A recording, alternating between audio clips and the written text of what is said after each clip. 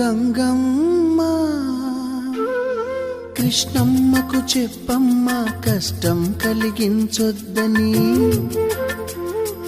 యమునకు చెప్పమ్మ సాయమునకు వెనకాడొద్దని,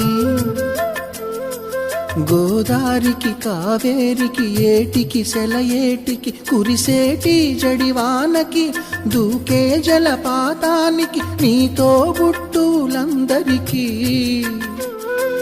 చెప్పమ్మా మా గంగమ్మ.